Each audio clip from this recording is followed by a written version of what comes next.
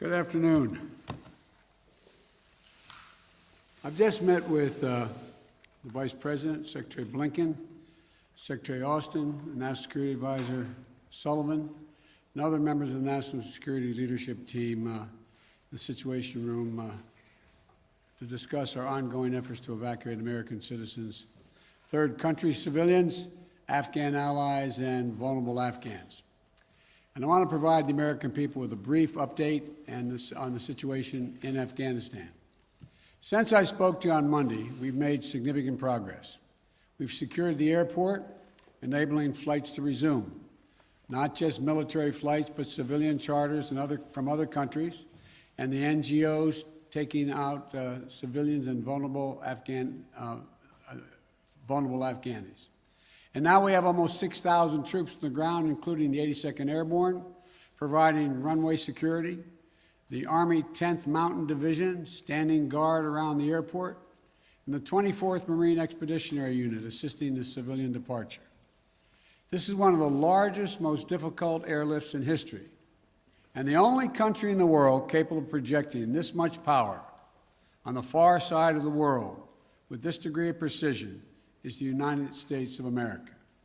We've already evacuated more than 18,000 people since July and approximately 13,000 since our military airlift began on August the 14th.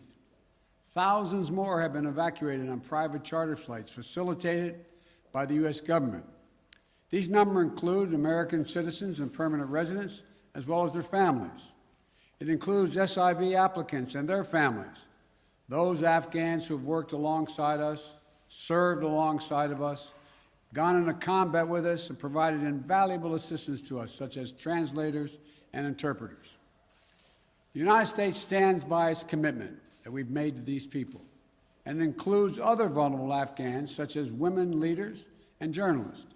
In fact, working in close coordination with the management of the New York Times, the Washington Post, and the Wall Street Journal, we have successfully evacuated all 204 of their employees in Afghanistan on U.S. military aircraft earlier this week. We've established the flow of flights, and we've increased the number of people we're moving out of the country. We paused flights in Kabul a few hours this morning to make sure we could process the arriving evacuees at their transit points. But our commander in Kabul has already given the order for outbound flights to resume. Even with the pause, we've moved out 5,700 evacuees yesterday, and we're working on a variety to verify that number of the Americans who are still in country as we work on this, because don't have the exact number of people who are Americans who are there, and those who may have come home to the United States. We want to get a strong number as to exactly how many people are there, how many American citizens, and where they are. Just yesterday, among the many Americans we evacuated, there were 169 Americans who we got over the wall into the airport using military assets. We're also facilitating flights for our allies and our partners, and working in close operational coordination with NATO on this evacuation. For example, we provided overwatch for the French convoy bringing hundreds of their people from the French embassy to the airport. These operations are going to continue over the coming days before we complete our drawdown. We're going to do everything that we can to provide safe evacuation for our Afghan allies, partners, and Afghans who might be targeted because of their association with the United States. But let me be clear. Any American who wants to come home, we will get you home. But make no mistake, this evacuation mission is dangerous. It involves risks to our armed forces, and it's being conducted under difficult circumstances. I cannot promise what the final outcome will be, or what it will be, that it will be without risk of loss. But as Commander-in-Chief, I can assure you that I will mobilize every resource necessary. And as an American, I offer my gratitude to the brave men and women of the U.S. Armed Forces who are carrying out this mission. They're incredible. As we continue to work the logistics of evacuation, we're in constant contact with the Taliban, working to ensure civilians have safe passage to the airport. We are particularly focused on our engagements on making sure every American who wants to leave can get to the airport.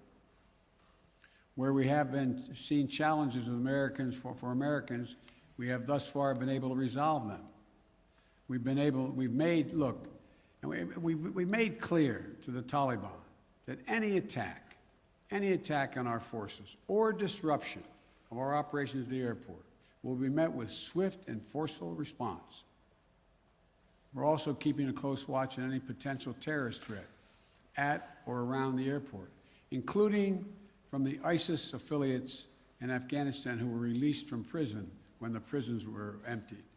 And because they are, by the way, and make everybody understand that the ISIS in Afghanistan have been the sworn enemy of the Taliban.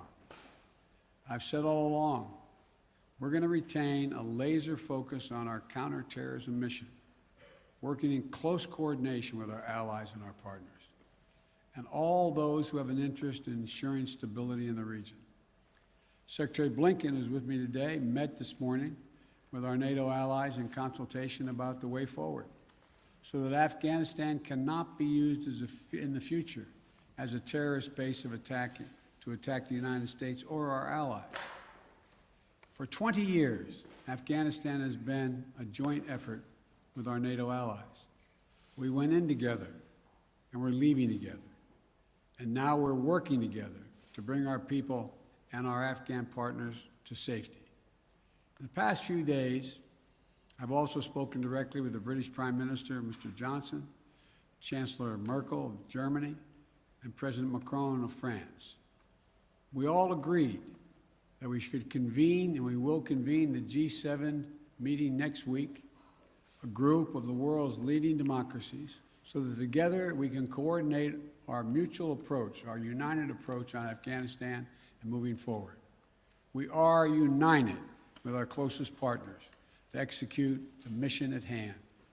We've also discussed the need to work with the international community to provide humanitarian assistance, such as food aid and medical care for refugees who have crossed into neighboring countries to escape the Taliban, and to bring international pressure on the Taliban with respect to the treatment of Afghan people overall, but including Afghan, particularly women and girls.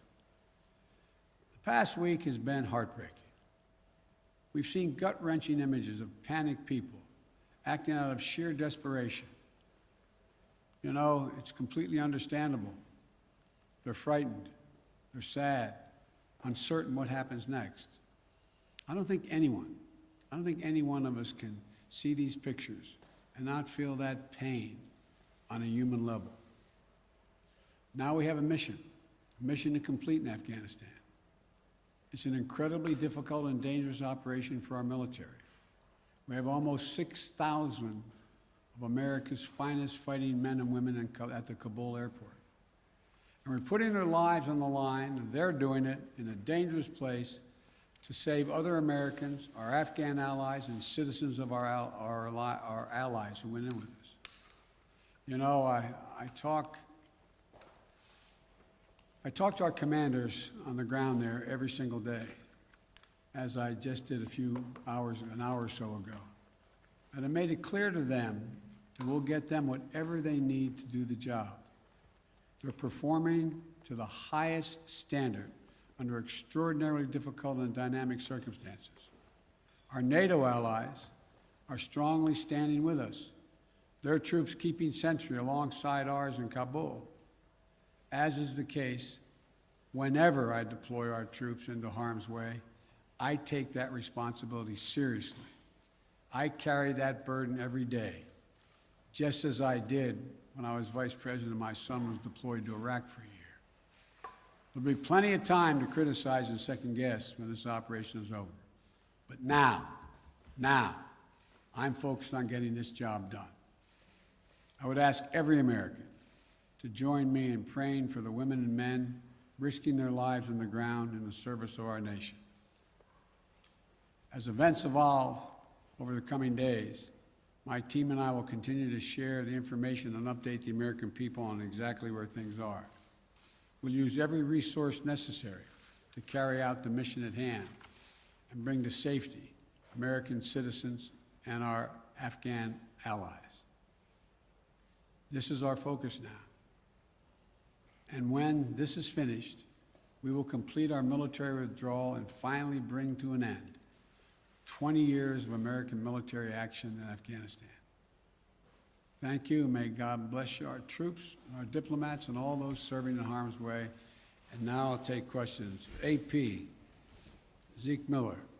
Thank you, Mr. President. You vowed that your election would usher in an era where the world can count on America to live up to its promises. You promised to leave Afghanistan, but you also promised not to help to bring out those who helped America in its war effort. We've seen these heart-wrenching images at the Kabul airport of people trying to get there, say nothing of the people who can't get to that airport. You made the commitment to get American troops out, to get American citizens out. Will you make the same commitment to those who assisted in the American war effort over the last 20 years, number one? And then number two, what is your message to America's partners around the world who have criticized not the withdrawal, but the conduct of that withdrawal and made them question America's credibility on the world stage? I have seen no question of our credibility from our allies around the world. I've spoken with our NATO allies. We've spoken with NATO allies, the Secretary of State. Our National Security Advisor has been in contact with his counterparts throughout the world and our allies, as has the General, I keep calling him a General, but my Secretary of Defense. The fact of the matter is, I have not seen that. As a matter of fact, the exact opposite I've gotten. The exact opposite thing is we're acting with dispatch, we're acting committing to what we said we would do. Look, let's put this thing in perspective here. What interest do we have in Afghanistan at this point with al-Qaeda gone? We went to Afghanistan for the express purpose of getting rid of al-Qaeda in Afghanistan, as well as getting Osama bin Laden, and we did. Imagine, just imagine, if that attack, if bin Laden had decided with al-Qaeda to launch an attack from Yemen, would we ever gone to Afghanistan? Would there ever be any reason we'd be in Afghanistan? Controlled by the Taliban? What is the national interest of the United States in that circumstance? We went and did the mission. You've known my position for a long, long time. It's time to end this war. The estimates of the cost of this war over the last 20 years range from a minimum $1 trillion to a think tank at one of the universities saying $2 trillion. That's somewhere between $150 million a day and $300 million a day. The threat from terrorism has metastasized. There's a greater danger from ISIS and al-Qaeda and all these affiliates in other countries by far than there is from Afghanistan. And we're going to retain an over-the-horizon capability that if they were to come back to be able to take them out, surgically move. So this is where we should be. This is about America leading the world, and all our allies have agreed with that. And by the way, before I made this decision, I was at the G7, as well as met with our NATO partners. And I told them all, every one of them knew and agreed with the decision I made to jointly end our involvement in Afghanistan. The first part of your question was, I can't remember now. Would you commit to the same commitment? Would you make the same commitment to bring out Afghans who assisted in the war effort? Yes, we're making the same commitment. There's no one more important than bringing American citizens out. I acknowledge that. But they're equally important almost as all those SIVs we call them, who in fact helped us. They were translators. They went into battle with us. They were part of the operation. As well as we're also trying to get out as many NGOs, non-government organizations, women's organizations, et cetera.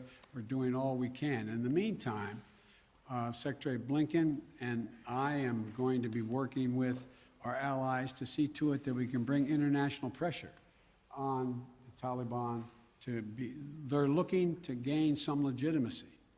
They're going to have to figure out how they're going to maintain that country. And there's going to be harsh conditions, strong conditions we're going to apply, and it will depend on whether they get help based on whether or not how and well they treat women and girls, how they treat their citizens. So this is just beginning on that score.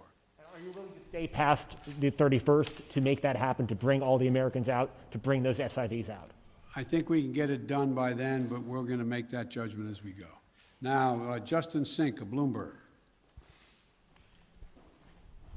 Thank you, Mr. President. You just said that you would keep a laser focus on counterterrorism efforts and that you don't see as great of a threat of terrorism from Afghanistan as other parts of the world.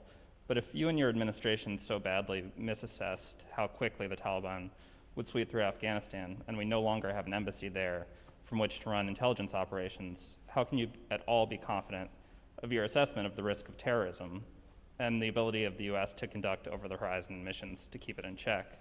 Can you tell Americans that they're safe and will remain safe from terror attacks in Afghanistan? I think you're comparing apples and oranges.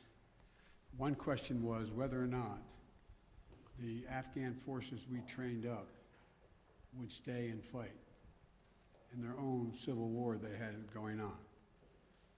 No one, I shouldn't say no one, the consensus was that it was highly unlikely that in 11 days they'd collapse and fall and the leader of Afghanistan would flee the country. That's a very different question than whether or not there is the ability to observe whether or not large groups of terrorists begin to accumulate in a particular area in Afghanistan to plot against the United States of America. That's why we retained an over-the-horizon capability to go in and do something about that if that occurs, But in the meantime, we know what's happened around the world. We know what's happening in terms of what's going on in other countries where there is a significant rise of terrorist organizations in the Middle East, in East Africa, and other places. And so the bottom line is we're dealing with those terrorist threats from other parts of the world and failed states without permanent military presence there. We have to do the same in Afghanistan. Sir, just on that initial assessment, we learned over the last 24 hours that there was a dissent cable from the State Department. Sure. Saying that the Taliban would come faster through Afghanistan. Can you say why, after that cable was issued, the U.S. didn't do more to get Americans out? All kinds of cables, all kinds of advice. If you notice, it ranged from this group saying that they didn't say it'd fall when it would fall, when it did fall, but saying that it would fall, to others saying it wouldn't happen for a long time and they'd be able to sustain themselves through the end of the year. I made the decision. The buck stops with me. I took the consensus opinion. The consensus opinion was that, in fact, it would not occur, if it occurred, until later in the year. So it was my decision.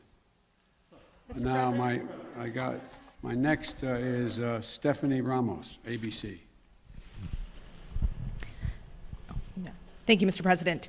Two questions for you. The military has secured the airport, as you mentioned, but will you sign off on sending U.S. troops into Kabul to evacuate Americans who haven't been able to get to the airport safely? We have no indication that they haven't been able to get in Kabul through the airport. We've made an agreement with the Taliban thus far. They've allowed them to go through. It's in their interest for them to go through. So we know of no circumstance where American citizens are carrying an American passport are trying to get through to the airport. But we will do whatever needs to be done to see to it they get to the airport. And one more, Mr. President. Last month, my colleague Martha Raddatz interviewed Abdul, an interpreter who was on the front lines with U.S. forces in Afghanistan. Overnight, we received a photo of Taliban militants coming to the door of his home, literally hunting him down. Thankfully, he was able to escape, but he is obviously still in mortal danger. What would be your message to Abdul, his wife, and his 3 young daughters?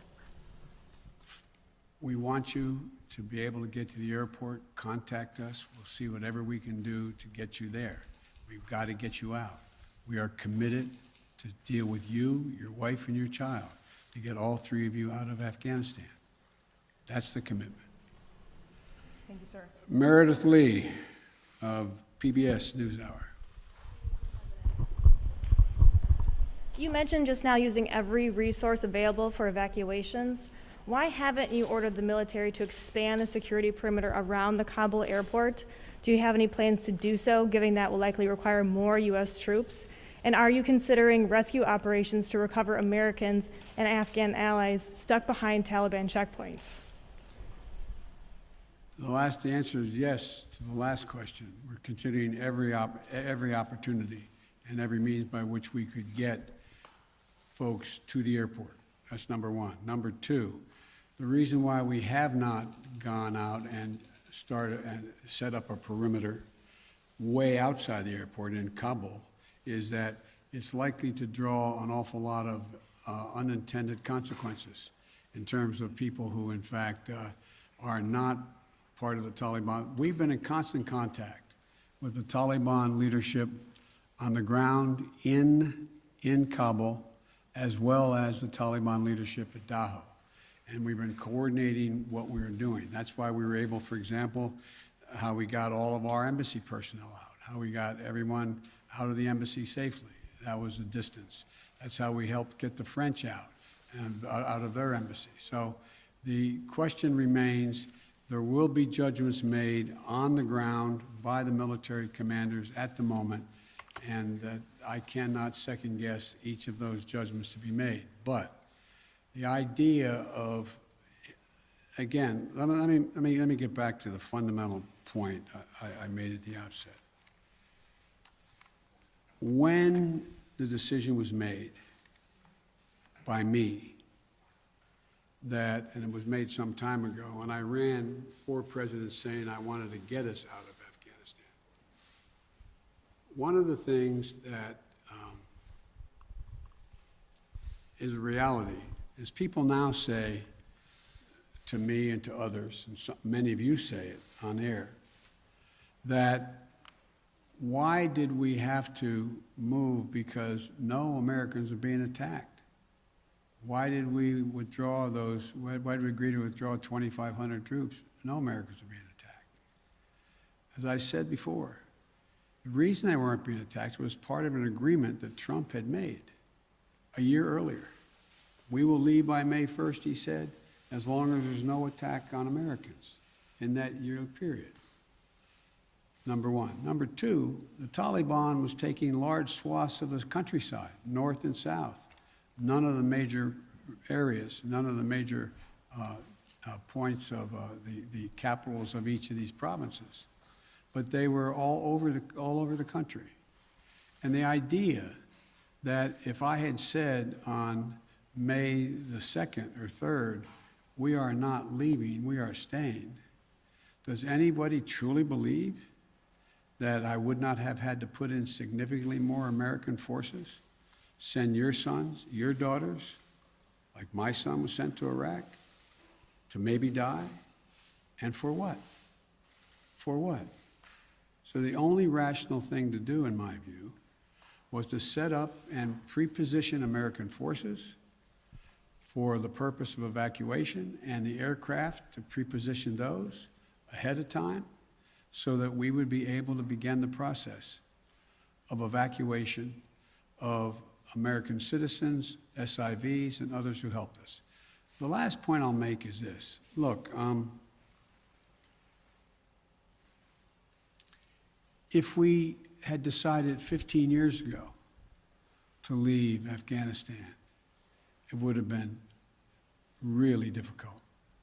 If we decided 5 years ago, if we continued the war for another decade and tried to leave, there's no way in which you'd be able to leave Afghanistan without there being some of what you're seeing now.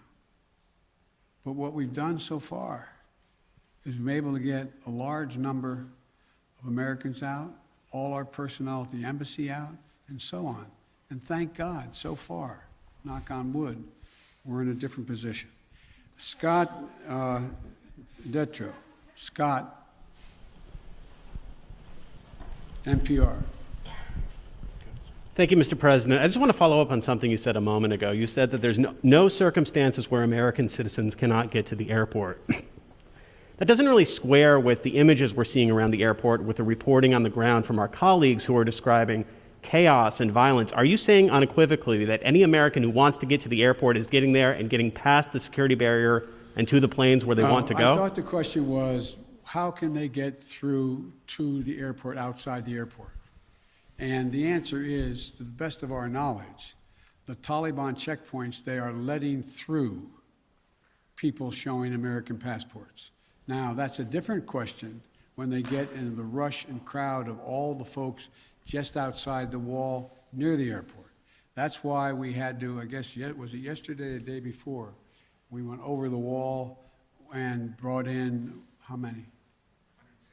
169 Americans. So it is a process to try to figure out how we deal with the mad rush of non-Americans, those who didn't help, those who were not on the priority list, just any Afghan to be able to get out of the country. And so my guess is that no matter what, under what circumstances there's not a whole lot of Afghanis, there's a whole lot of Afghanis that just as soon come to America, whether they're any involvement with the United States in the past at all, rather than stay under Taliban rule or any rule. So what I was saying is that we have an agreement that they will let pass through the checkpoints that the Taliban control, let Americans through. But given this, given the negotiations with the Taliban, the scenes that we're seeing, can you just fully explain why the plan wasn't to go ahead with these evacuations of both Americans and allies before the drawdowns began, before Bagram was closed, looking back several months? Because whether it was now or several months from now, there seems to be a broad consensus that the Taliban would make these gains and these would be needed at some point. Well, yeah, at some point. But the point was that although we were in contact with the Taliban and Doha for this whole period of time, at some point wasn't expected to be the total demise of the Afghan National Force, which was 300 persons. Let's assume the Afghan National Force had continued to fight and they were surrounding Kabul. Be a very different story, very different story. But the overwhelming consensus was that they were not going to collapse. The Afghan forces, they were not going to leave. They were not going to just abandon and then put down their arms and take off. So that's what happened. Thank you very, very much. Thank you. Why do you continue to trust the Taliban, Mr. President? Why do you continue to trust their pledges, Mr. President?